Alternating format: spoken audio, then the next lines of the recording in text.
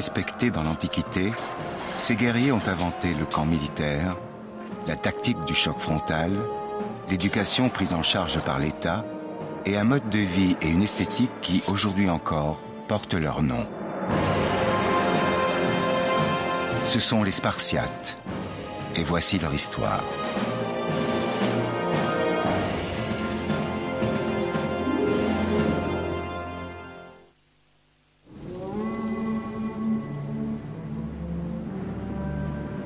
Du 8e au 5e siècle avant notre ère, Sparte suscite l'envie de toute la Grèce ancienne, qui est alors formée d'une constellation de cités-États belliqueuses. La plupart des Grecs admiraient les Spartiates et les craignaient. Quand une armée de Spartiates, même modeste, s'approchait d'un territoire, ses habitants n'en menaient pas large. Ils avaient la réputation d'être des soldats exceptionnels. À la seule vue de cette machine de guerre, les ennemis de Sparte fuyaient vers les collines, abandonnant le terrain. Si le combat était engagé, il impliquait peu d'hommes et ne durait que quelques jours. Mais au début du 5e siècle avant Jésus-Christ, ce schéma va être bouleversé par une invasion venue de l'Est. Le vaste empire perse cherche de nouvelles terres à conquérir et déverse sur la Grèce une armée colossale, forte de 200 000 hommes. Menés par Sparte, les Grecs relèvent le défi. Et en 480 avant Jésus-Christ, aux Thermopyles, les Spartiates opposent une héroïque résistance à l'envahisseur. Par sa portée, cette bataille va changer le cours de la guerre. Un an plus tard, à Platée, les Spartiates écrasent l'infanterie perse lors d'une bataille sanglante. Le général Pausanias et ses guerriers légendaires sont hissés au rang de héros. Mais tandis que leurs ennemis regagnent tant bien que mal la Perse, les Grecs se demandent déjà quand ils devront reprendre les armes. Ils n'avaient pas anéanti la puissance perse. L'empire achéménide était toujours aussi vaste, toujours aussi riche, et ses ressources en soldats semblaient inépuisables. Les Grecs savaient qu'ils n'en avaient pas fini avec eux. Les Grecs, qui tombent rarement d'accord, ont créé une alliance fragile pour résister aux Perses, alliance qu'ils ont réussi à maintenir sous le commandement de Pausanias. Mais en 477 avant notre ère, ce dernier est remplacé par un Athénien.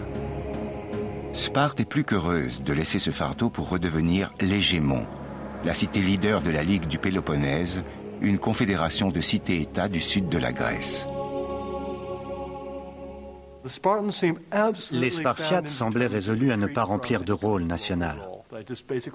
Pour eux, leur avenir était au Péloponnèse. Ils n'avaient pas d'autre ambition que de rentrer chez eux et de diriger leur ligue. Et puis, il y a les Messéniens. Sparte a conquis la Messénie 200 ans plus tôt et créé une caste de serfs liés à la terre, les Ilotes. Mais les Ilotes sont 10 fois plus nombreux que les Spartiates et les rébellions sont monnaie courante. Malgré un passé orageux, Sparte et Athènes sont alors en bons termes. L'homme politique de premier plan à Athènes était Cimon, qui était un fervent admirateur de Sparte. Les Spartiates lui faisaient confiance et ne se souciaient pas vraiment d'Athènes. Cimon éprouve un grand respect pour les Spartiates et leur attachement à la discipline et à l'obéissance. Mais les autres membres du parti aristocratique qui dirige la cité craignent le désistement de Sparte en cas d'offensive perse. Peu à peu, ils ont commencé à considérer Sparte comme une ennemie. De leur côté, les Spartiates avaient déjà le sentiment qu'Athènes constituait une menace pour leurs colonies et leurs alliés. Athènes a donc fondé sa propre confédération appelée la Ligue de Délos, du nom de l'île sacrée où est entreposé le trésor de l'Alliance. Ses membres comptent des cités-États du Nord, la plupart des îles égéennes et les cités des côtes d'Asie mineure auparavant sous contrôle perse. Les alliés d'Athènes doivent se montrer loyaux envers elles et payer un lourd tribut destiné à ravitailler et entretenir sa flotte. La Ligue a obligé certaines cités à se joindre à la Confédération, au prétexte qu'il était impossible de rester un franc-tireur. Nous vous avons délivré de la Perse, nous garantissons votre liberté sur mer et nous vous permettons de vous enrichir. Vous devez payer votre part. La flotte athénienne patrouille inlassablement les mers et parvient à éliminer la menace perse. Dès lors, certains membres de la Ligue de Délos souhaitent la quitter. Les Athéniens et leurs alliés ont réagi assez vivement. Ils ont tout simplement refusé et ont usé de la force pour tuer ces rébellions dans l'œuf. Peu à peu, la flotte athénienne a gagné en puissance, tandis que les alliés devenaient plus faibles. La domination d'Athènes s'est alors transformée en empire. En 465 avant notre ère, Athènes est aussi puissante et influente que Sparte. Grâce à leur supériorité navale, les Athéniens sont maîtres des mers, tandis que la fameuse infanterie spartiate est imbattable sur terre. Leurs ligues respectives forment deux blocs à l'idéologie bien différente.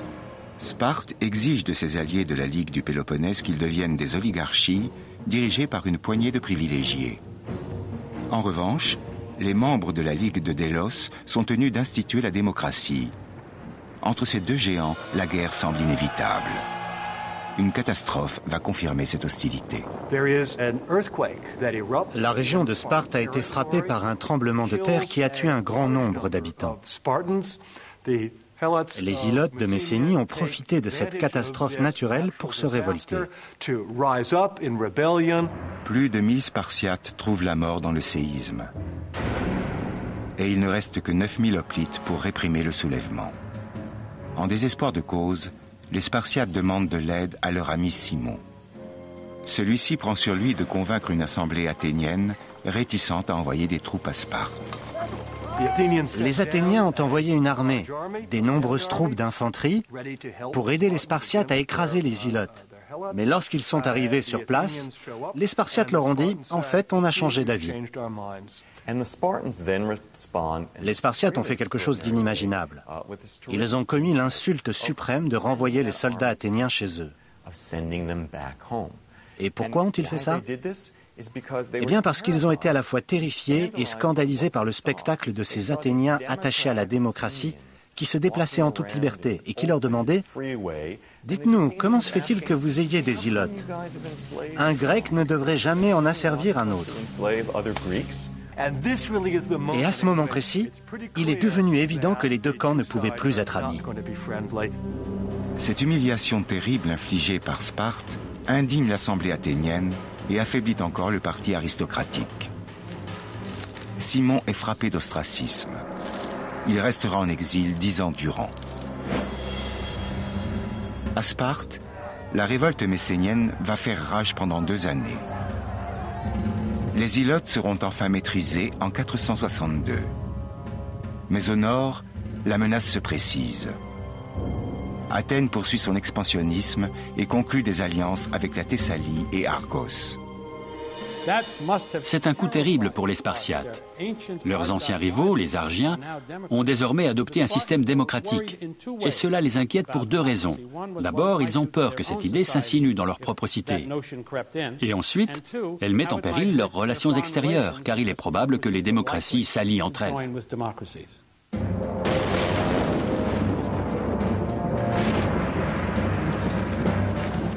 En 459 avant notre ère, ce conflit larvé éclate enfin.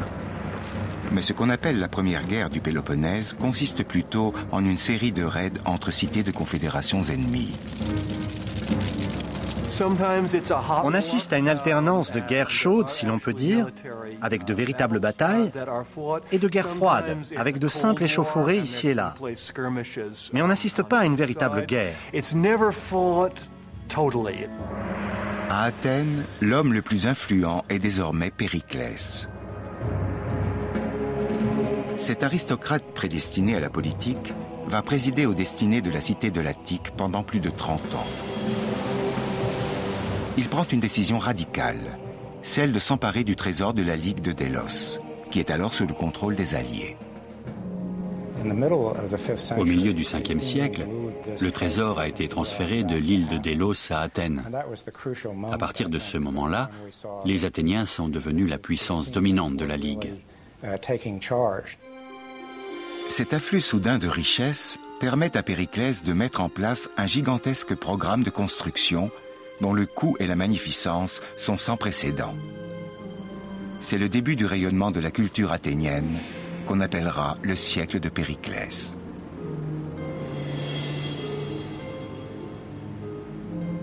Au cours de ce vaste et ambitieux programme, les Athéniens terminent la construction des longs murs. Ces fortifications reliant la ville au port du Pirée sont conçues pour résister à tout siège éventuel. Athènes devient bientôt une enceinte fortifiée, important des denrées de Crimée et d'Égypte. Sa puissante flotte se tient prête à repousser toute tentative de Sparte de couper ses voies de ravitaillement. C'était une puissance commerciale autant que navale et militaire. Et tant que les Athéniens contrôlaient leur accès au Pirée, ils étaient certains que leur ravitaillement en céréales ne serait pas interrompu. Périclès ordonne aussi la construction d'un complexe religieux sur l'Acropole qui avait été détruite 30 ans plus tôt par l'armée perse en maraude. Le formidable optimisme de la culture athénienne au 5e siècle vient de la victoire sur les Perses. C'est l'apogée de l'époque classique, la grande période de la sculpture grecque, des grands tragiques comme Échille, Sophocle et Euripide, des comédies d'Aristophane et des récits historiques d'Hérodote et de Thucydide. Les grands philosophes Socrate et Platon sont aussi des produits de l'époque. Mais le chef-d'œuvre du siècle de Périclès, c'est le Parthénon, où demeure de la déesse vierge. Cette magnifique structure de marbre abrite une gigantesque sculpture d'or et d'ivoire d'Athéna, déesse tutélaire d'Athènes.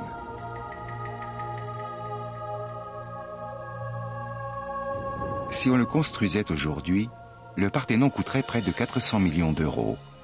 Il demeure le chef-d'œuvre de l'architecture grecque. Sous l'influence de Périclès, Athènes devient le centre de la vie intellectuelle et culturelle égéenne. Cette cité florissante de 60 000 citoyens contraste fortement avec la sinistre Sparte, que le rayonnement de sa rivale du Nord commence à inquiéter. Lorsque les Spartiates ont vu que la puissance d'Athènes ne faisait qu'augmenter, ils ont dû se dire « Il faut l'écraser, l'anéantir. Nous ne pouvons pas nous permettre d'avoir des rivaux. » C'est ainsi qu'au milieu du 5e siècle avant Jésus-Christ, Athènes et Sparte se retrouvent à la veille d'une véritable guerre.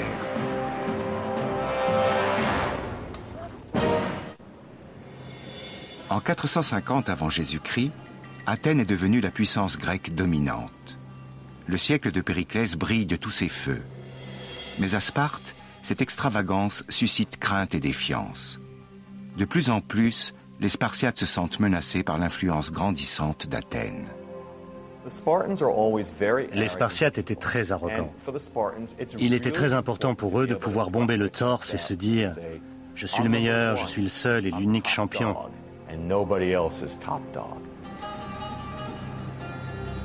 Pour joindre l'acte à la parole, l'armée spartiate envahit l'Attique en 446 avant notre ère. Peu après, les Athéniens proposent une trêve.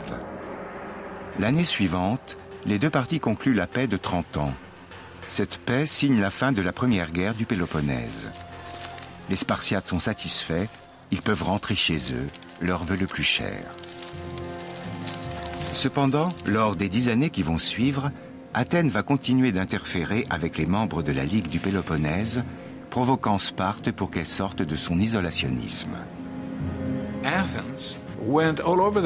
Athènes est allée partout, vers le nord et la Macédoine, la Thrace, les îles de la mer Égée, pour écraser de petites cités et colonies rangées du côté de Sparte. Les Spartiates ont bien sûr interprété ce geste comme un premier pas, comme la marque indubitable d'une volonté de marcher sur leur propre cité.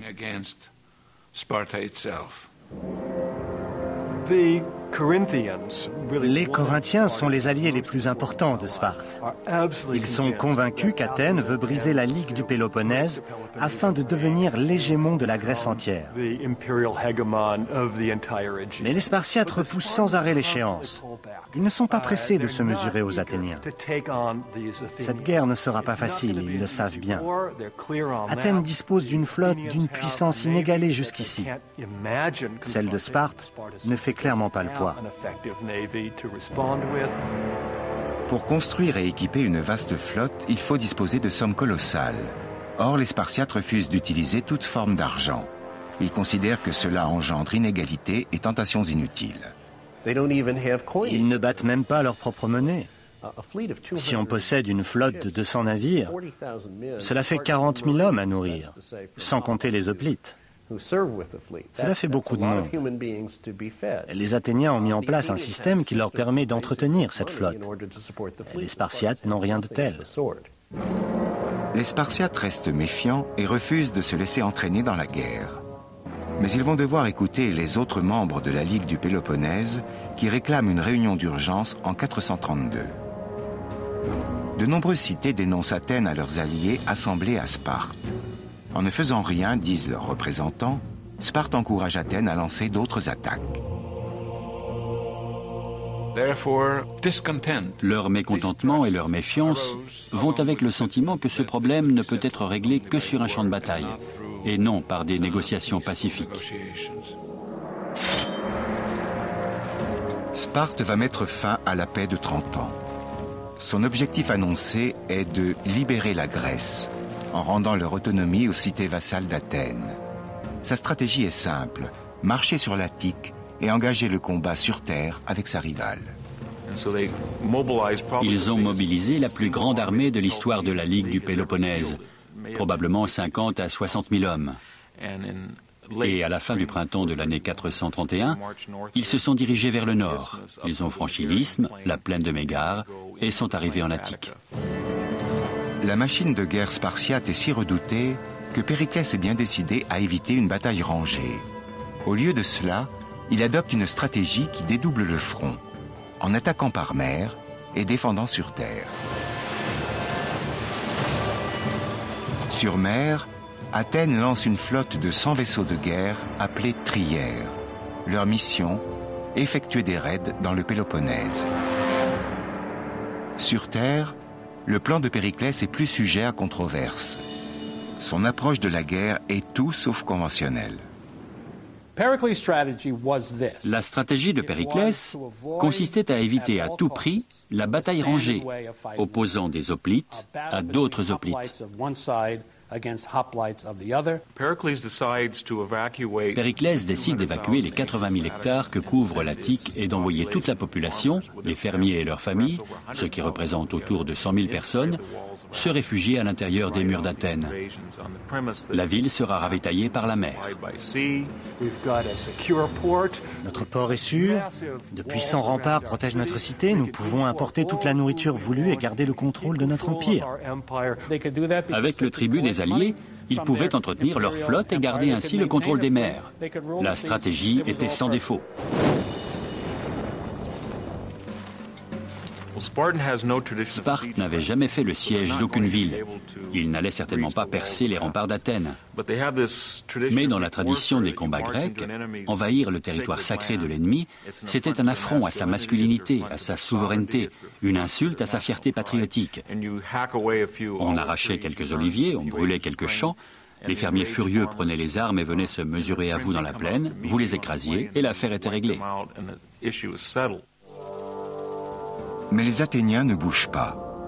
Ils restent barricadés dans leur ville, protégés par des remparts et par les longs murs qui s'étendent jusqu'au Pirée à 8 km de là.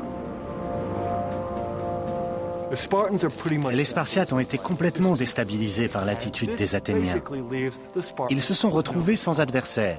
Or, tout leur système reposait sur un mécanisme simple. Nous envahissons votre territoire, vous venez à notre rencontre et nous vous taillons en pièces. Contrariés, les Spartiates pillent sans vergogne les champs de l'Attique. Mais Sparte n'a pas les ressources nécessaires au ravitaillement d'une armée de cette taille. ces soldats ne pourront pas attendre longtemps que les Athéniens sortent pour se battre. Un mois après leur arrivée, les troupes plient bagages et rentrent chez elles. Périclès semblait avoir eu une idée de génie, mais il n'avait pas pensé qu'une cité qui comptait 75 000 à 125 000 habitants était peut-être mal préparée à en accueillir 250 ou 300 000 autres, surtout en été. Athènes ne possédait ni égouts, ni canalisation d'eau, ni assez d'habitations. Mais la plus grande erreur de Périclès n'a rien à voir avec le système sanitaire ou le surpeuplement. Il a sous-estimé l'effet produit sur le moral des Athéniens, d'être perçus comme des lâches. Se réfugier derrière ses remparts, voir les Spartiates envahir la région et rester les bras croisés, tout cela allait contre le code d'honneur grec et la morale des hoplites. L'été suivant, lorsque les Spartiates marchent de nouveau sur l'Attique, la stratégie de Périclès est fortement contestée. Mais rien ne laisse entrevoir ce qui va se passer.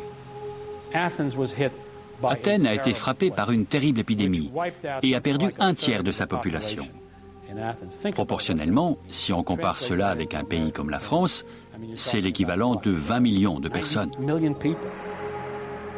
La maladie, sans doute apportée par un navire chargé de blé venu d'Égypte, transforme la cité en antichambre de l'enfer.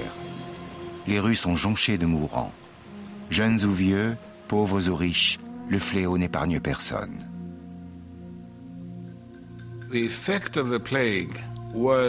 Cette épidémie a jeté Athènes, et donc son armée et sa flotte, dans la confusion la plus totale. La stratégie athénienne s'est retournée contre eux. L'épidémie a aussi tué le stratège en place, Périclès, et tout d'un coup, l'homme qui avait conçu ce plan n'était plus là pour le mener à bien. La mort de Périclès laisse Athènes en proie aux factions rivales et aux ambitieux sans scrupules.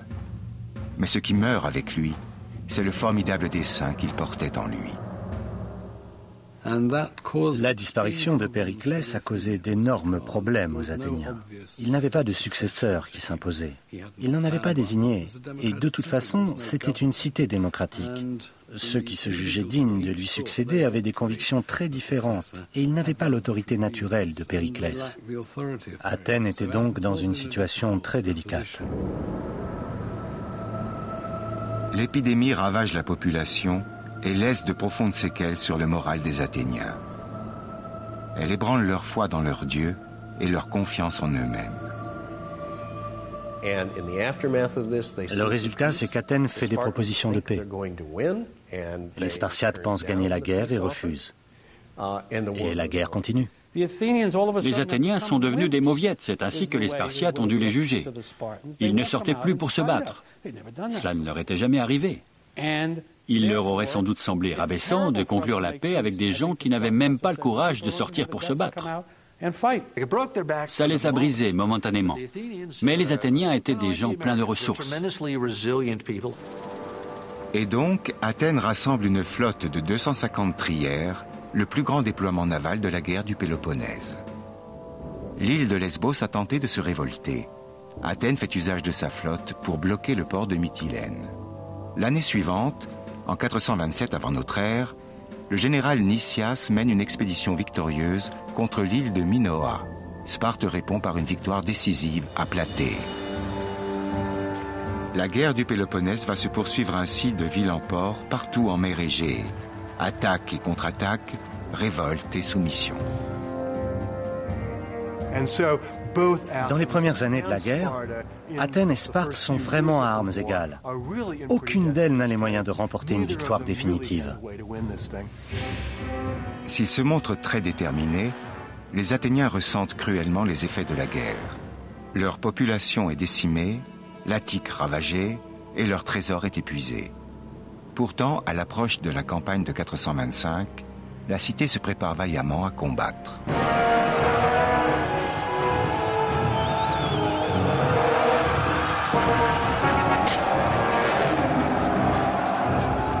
Cet été-là, à Pylos, sur la côte ouest du Péloponnèse, les Athéniens obligent 120 hoplites spartiates, des égaux, à se rendre. Cet exploit sans précédent brise le mythe soigneusement entretenu selon lequel ni la force ni la famine ne peuvent faire rendre les armes aux Spartiates. Sparte était bouleversée par la perte de ce contingent. Personne n'arrivait à croire que des Spartiates se soient rendus.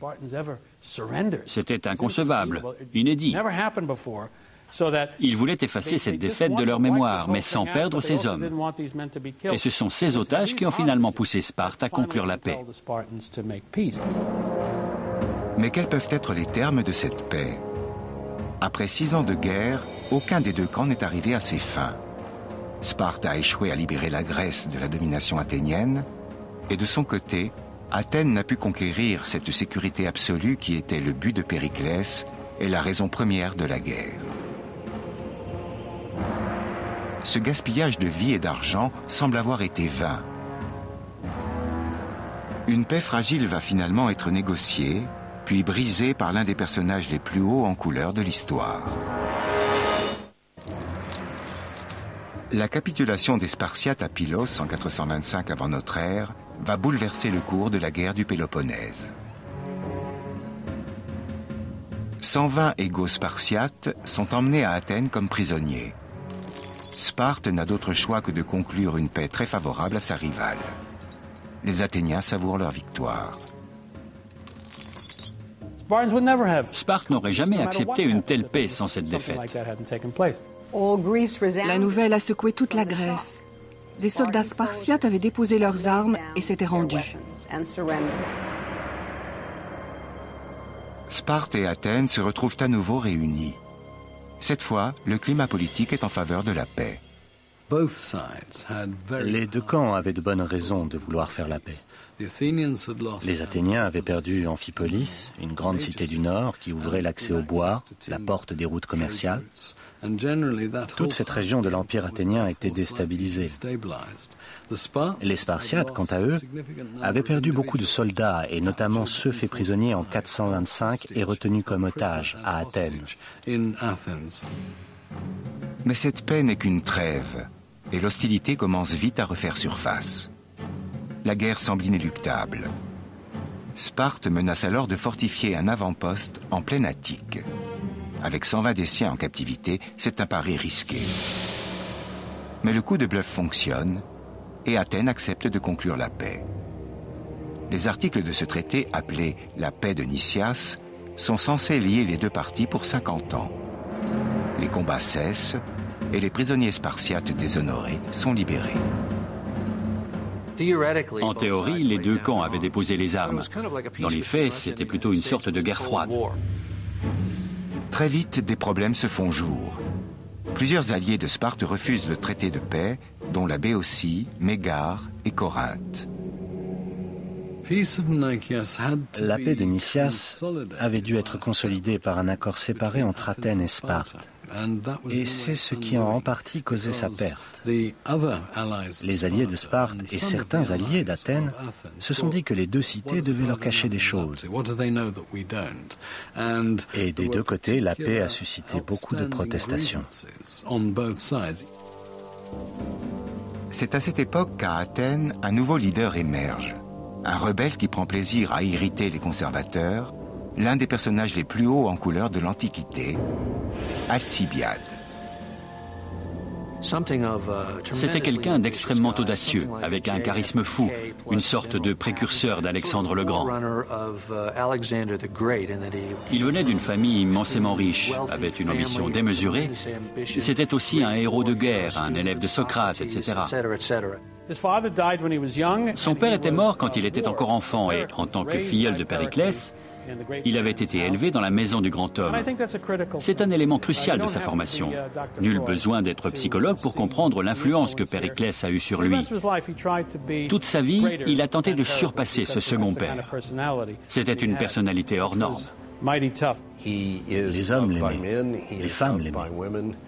C'est sans aucun doute un des personnages les plus fascinants de son époque. Et c'est un caméléon. Alcibiade est aussi sans scrupules et terriblement persuasif. Il forge rapidement des alliances avec des cités-États clés du Péloponnèse, dont Élis, Mantinée et Argos. La confrontation avec Sparte paraît inéluctable. et la si fragile paix de Nicias commence à s'effilocher. Entre-temps, les Argiens ont créé leur propre ligue, une confédération des cités démocratiques du Péloponnèse qui veulent s'opposer à Sparte. Et Athènes en devient membre. C'est à ce moment-là qu'a eu lieu une bataille méconnue, mais qui est l'une des plus importantes de l'histoire du monde grec. C'est la bataille de Mantinée, en 418 avant notre ère. Mantinée n'est qu'à quelques dizaines de kilomètres de Sparte. La cité lacédémonienne doit absolument être victorieuse. Mais les Spartiates sont vite débordés sur leur flanc. La défaite paraît inévitable. Ils décident alors de briser leur légendaire phalange, défiant les ordres du roi qui les mène au combat. Cette manœuvre audacieuse va à l'encontre des principes qu'on leur a inculqués depuis l'enfance. Sparte a eu de la chance ce jour-là. Les officiers à qui on a dit « prenez position ici » ont répondu « sûrement pas ».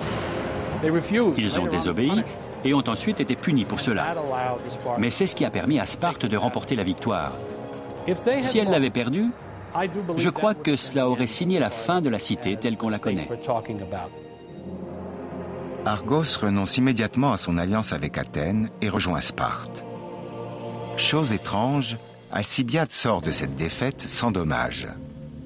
Dans les 2 années suivantes, il va mettre au point un plan très alambiqué.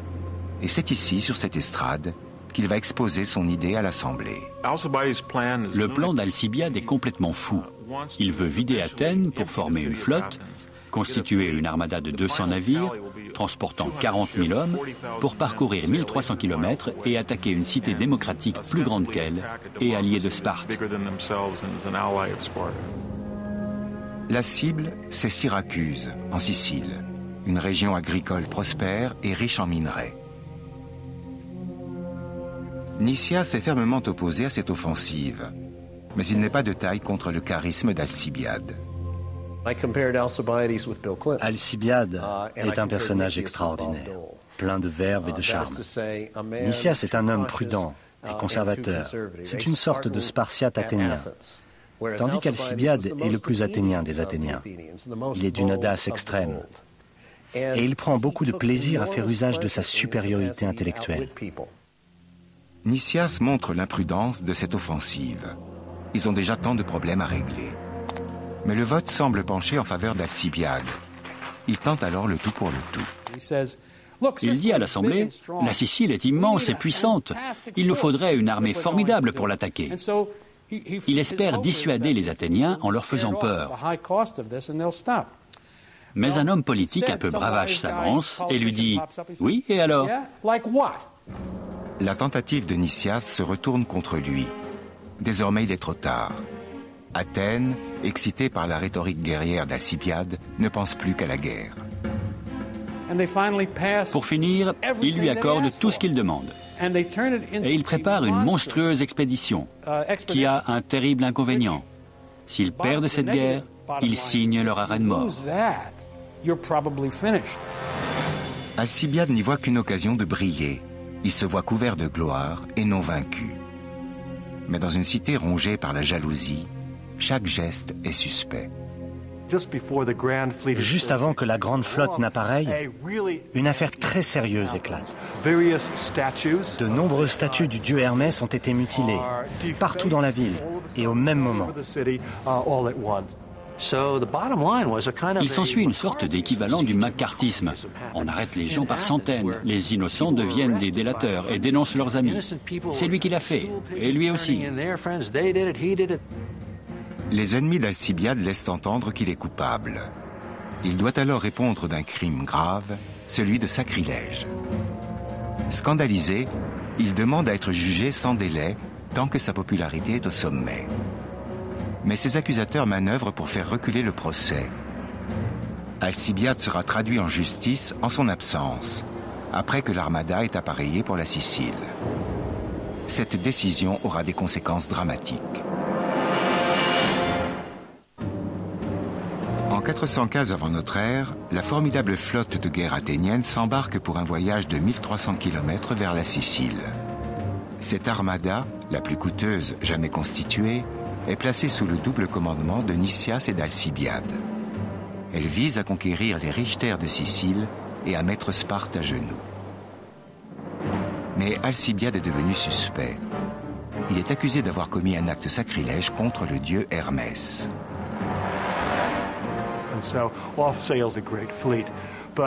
La vaste flotte apparaît. Mais peu de temps après, la commission d'enquête qui devait statuer sur le rôle d'Alcibiade le juge coupable. Et on le rappelle à Athènes pour qu'il y soit puni. Malgré ce rappel, Alcibiade n'a aucune envie de rentrer à Athènes. Il sait que s'il place sa vie entre les mains de l'Assemblée, il se condamne à mort. Victime de sa propre gloire, Alcibiade choisit de s'enfuir plutôt que d'affronter la peine encourue. Ce qu'il va faire alors témoigne de l'arrogance et de la forfanterie inouïe du personnage. Il se rend à Sparte. Et voici Alcibiade qui devient l'allié des Spartiates. Il l'accepte bien sûr, puisque c'est un renégat athénien. Il sait beaucoup de choses et peut être utile. C'est une histoire complètement rocambolesque. À Athènes, Alcibiade était le type même de l'aristocrate athénien, bien habillé, portant les cheveux longs, organisant de grands symposiums, des festins mémorables et tout ce qui s'ensuit. Mais à Sparte, il devient un modèle de fierté laconienne. Il porte le simple manteau, s'entraîne à la manœuvre, à la palestre, et il conquiert le cœur de toute la cité. Alcibiade apporte aux Spartiates si réservés son audace et son imagination. Pendant ce temps, à Syracuse, Nicias doit mener une expédition dont il ne voulait pas. Non seulement ce pauvre Nicias, avec son caractère prudent, réservé et superstitieux, ne veut pas se battre en Sicile, mais en plus il souffre de calculs rénaux. Il est mal en point. Malgré le peu d'entrain de son chef, l'immense flotte athénienne domine les Siciliens. Sur terre, les Grecs élèvent des murs pour couper les voies de ravitaillement ennemies. Syracuse, une cité florissante ornée de temples et de promenades, n'est bientôt plus que ruine. Son armée n'est plus qu'une masse d'hommes insubordonnés. La cité est en passe de tomber. Les Syracusains envoient alors un messager à Sparte pour demander de l'aide. Alcibiade convainc les Spartiates réticents d'agir sans tarder. Il leur révèle que les Athéniens ne cesseront pas d'attaquer tant qu'ils ne domineront pas tout l'Ouest, y compris le Péloponnèse. Les Spartiates ont envoyé un seul homme, un général du nom de Gylippos, pour redonner courage et combativité aux Syracusains. À la différence de la plupart des généraux spartiates, réputés pour leur sens poussé de la prudence, Gylippos s'illustre au combat par son caractère bravache. Il s'embarque avec seulement 4 navires et un petit contingent de marins. Mais les Siciliens les accueillent en sauveurs. Les Syracusains disposent en lui d'un véritable expert militaire, qui sait exactement ce qu'il fait, mais aussi de quelqu'un en qui ils ont une entière confiance. Dès son arrivée à Syracuse, Gylippos lance la construction d'un contre-mur pour briser les lignes athéniennes. Dans l'année qui va suivre, il va réorganiser l'armée et la flotte selon le modèle d'ordre et de discipline spartiate. Il remet complètement les Siciliens sur pied. Et petit à petit, il en fait des troupes d'élite. Il institue les repas en commun. Les Siciliens et les Spartiates sont des Doriens. Ils sont de la même ethnie et possèdent des structures sociales relativement proches. Gylippos exploite ces similarités et en un an, il réussit à transformer l'armée en un véritable instrument de combat. Ils vont ainsi vaincre les Athéniens lors d'une bataille d'anthologie dans la rade de Syracuse, en leur opposant un mur de vaisseaux.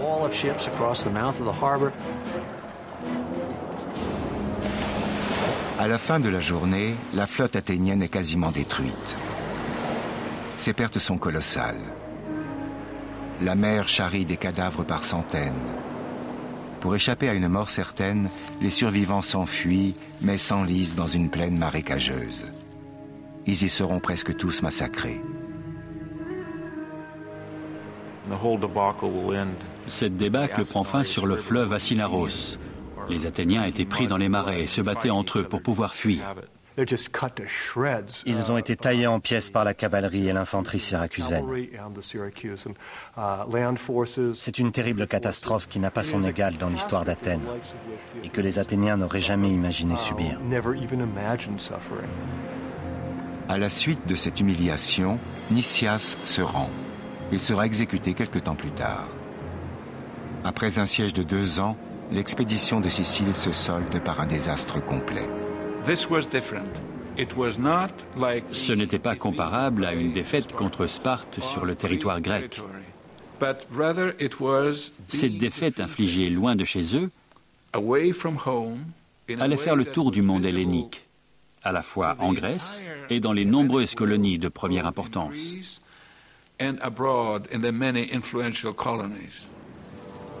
À Sparte, la situation est toute différente. Gylippos y revient en héros et Alcibiade resserre ses filets autour de son ancienne patrie. Il conseille au commandement spartiate d'établir une base permanente à Décélie, non loin des murs d'Athènes.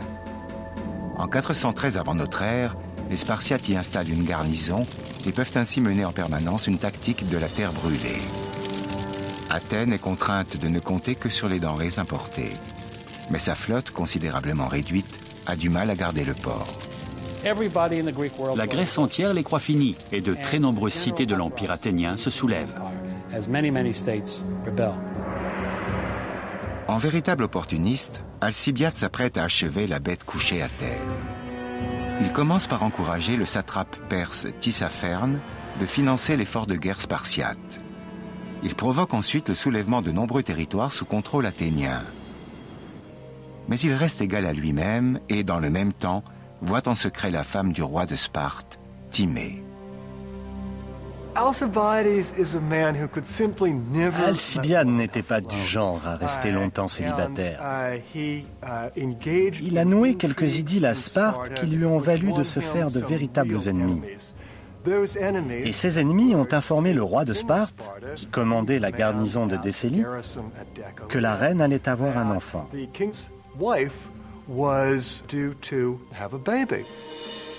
Le roi Agis est absent depuis de nombreux mois. Il n'est pas dupe. Les ennemis d'Alcibiade n'ont eu qu'à dire « Et vous savez qui est le père ?» J'imagine qu'Agis n'a pas été très heureux d'apprendre la nouvelle et qu'Alcibiade s'est discrètement éclipsé. Il avait retourné sa veste pour rejoindre Sparte. Il ne pouvait plus rentrer à Athènes. C'était un renégat. Et maintenant, les Spartiates voulaient sa tête. Il n'avait plus vraiment le choix. Il devait aller en Perse. Condamné à mort à la fois à Athènes et Sparte, Alcibiade, tel un caméléon, va changer de nouveau de couleur. Quel personnage! Il commence par se retourner contre les siens pour rejoindre leurs pires ennemis, avant de laisser tomber ces derniers pour s'allier à un autre ennemi. Le destin n'en a pas terminé avec Alcibiade, et les Spartiates non plus. L'audacieux général prépare un nouveau coup, un plan osé, même pour un homme tel que lui. Mais va-t-il réussir ?